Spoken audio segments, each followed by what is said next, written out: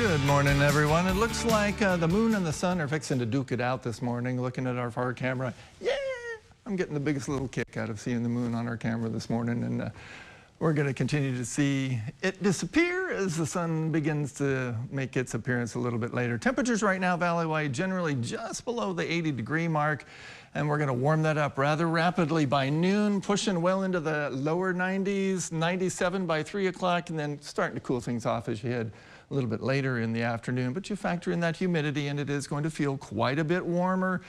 Yes, triple digits once again is what it's going to feel like when you factor in the humidity. The actual high temperatures today are going to generally be in the mid to upper 90s. Upper 90s more in Hidalgo and Starr County.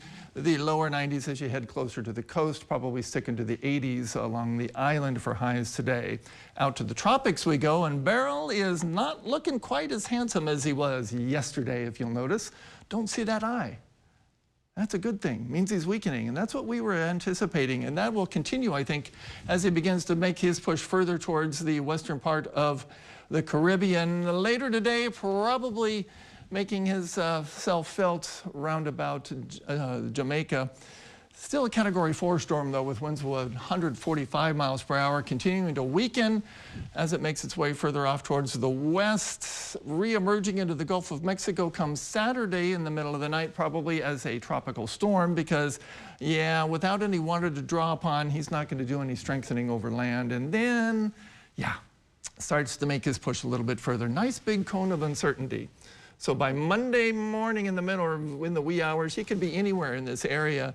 But generally, it's looking like it's going to come in a little bit to our south, which, if that happens, that will give us a pretty good shot of rain. A lot of things can happen still between now and then. And there's a lot of uncertainty. Once he gets into the Gulf of Mexico, we'll get a better, clearer picture on all of that, probably tomorrow and on into Friday as well. So for now, just kind of be aware, double check your plans, that kind of thing, so that you're a little better prepared. All of the computer models together on this screen kind of show what's going on and why there's so much uncertainty in the forecast. When you start talking about the long range, we start to see several of them taking them right on into the northern Texas coast but we've got a good grouping of them right here. Bringing Beryl in as possibly a weak hurricane, strong tropical storm late in the day on Sunday. Not much of a difference there between things. Lots of warm water, though, for him to draw upon, but there's a lot of shear in the upper levels of the atmosphere to keep Beryl from really strengthening. So there's going to be that battle going on.